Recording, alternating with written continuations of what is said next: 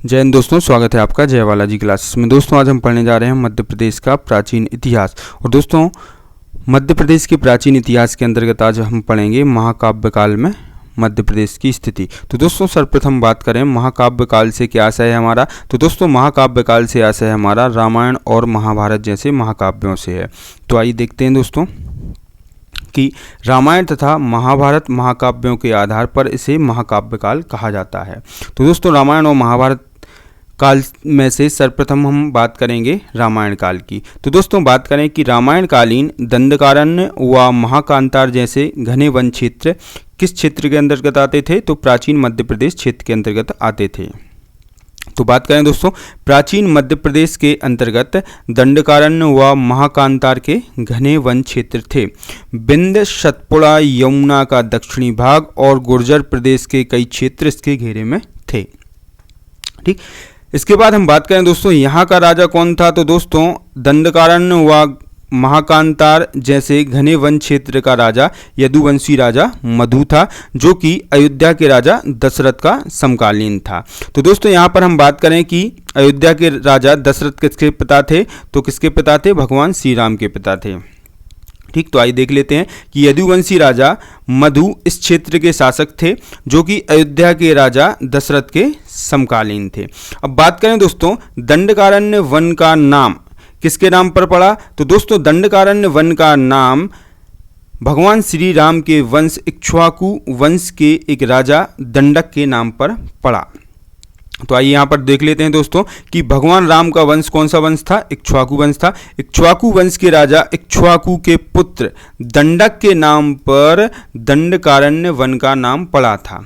ठीक, चलिए इसके बाद हम बात करें दोस्तों रामायण काल में यह क्षेत्र मध्य प्रदेश का हिस्सा था, लेकिन वर्तमान में यह कहाँ पर है, छत्तीसगढ़ में है। चलिए इसके बाद हम बात करें दोस्तों भगवान श्री राम के वनवास का कुछ समय कहाँ पर बीता था दोस्तों। तो कहाँ पर बीता था, दंडकारण्य में बीता था। ठीक, तो भगवान राम के वनवास का कुछ समय दंडकारण्य में बीता। ठीक, इसके बाद हम बात करें दोस्तों कालिदास के महाकाव्य रघुवंशम के अनुसार भगवान राम के पुत्र कुश ने कहाँ पर शासन किया। तो कहाँ पर शासन किया, दक्षिण कौशल में शासन किया। ठीक, तो कालिदास के महाकाव्य रघुवंशम के अनुसार भगवान राम के पुत्र कुश दक्षिण कौशल के राजा हुए। ठीक, इसके बाद हम बात करें दोस्तों भगवान श्री राम के भाई शत्रुघ्न के पुत्र शत्रुघाती कहाँ के राजा थे। तो कहाँ के राजा थे दोस्तों, दशार्ण के राजा थे, जिसकी राजधानी क्या थी दोस्तों, कुशावती थी। ठीक, तो आइए देख लेते हैं भगवान श्री राम के पुत्र शत्रुघ्न का पुत्र शत्रुघाती ने दशार्ण अर्थात विदिशा पर शासन किया, जिसकी राजधानी क्या थी दोस्तों, कुशावती थी। ठीक, इसके बाद हम बात करें दोस्तों कि यमुना से गोदावरी तक का क्षेत्र राजनीतिक दृष्टि से किसका भूभाग हुआ करता था रामायण काल में। तो किसका भूभाग हुआ करता था, अयोध्या का भूभाग हुआ करता था। ठीक, तो यमुना से गोदावरी तक का क्षेत्र राजनीतिक दृष्टि से अयोध्या का भूभाग था। ठीक है दोस्तों, इसके बाद हम बात करें दोस्तों कि रामायण काल में रावण का राज्य मध्य प्रदेश में कहाँ पर बताया गया है। तो कहाँ पर बताया गया है, अमरकंटक तथा जबलपुर में बताया गया है। ठीक, तो रावण का राज्य अमरकंटक तथा जबलपुर क्षेत्र में बताया गया है। ठीक, इसके बाद हम बात करें दोस्तों माता सीता ने लव और कुश को जन्म कहाँ पर दिया था। तो कहाँ पर दिया था, वाल्मीकि आश्रम में दिया था। और वाल्मीकि आश्रम जो था दोस्तों किस नदी के तट पर स्थित था। तो किस नदी के तट पर था, तमसा नदी के तट पर स्थित था, जिसे दोस्तों हम टोंस नदी के नाम से भी जानते थे। ठीक, तो वाल्मीकि आश्रम में माता सीता ने लव और कुश को जन्म दिया। यह आश्रम दोस्तों तमसा अर्थात टोंस नदी के तट पर स्थित है।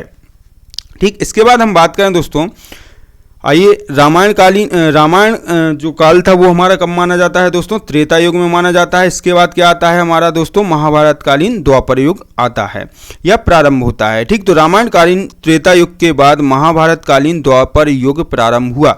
तो दोस्तों महाभारत काल में मध्य प्रदेश की स्थिति की बात करें दोस्तों, तो दोस्तों महाभारत के युद्ध में मध्य प्रदेश के राजाओं का अच्छा योगदान रहा।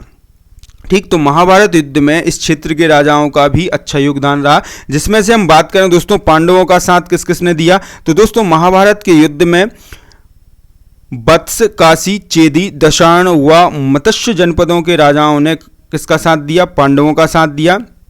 इसके बाद बात करें दोस्तों कौरवों का साथ किसने दिया, तो दोस्तों महिष्मती, अवंती, भोज, विदर्भ तथा निषाद राजाओं ने किसका साथ दिया दोस्तों, कौरवों का साथ दिया। ठीक है दोस्तों, तो आइए देख लेते हैं कि महाभारत युद्ध में वत्स, काशी, चेदी, दशाण व मत्स्य जनपदों के राजाओं ने पांडवों का साथ दिया, वहीं महिष्मती, अवंती, भोज, विदर्भ तथा निषाद के राजाओं ने कौरवों का साथ दिया।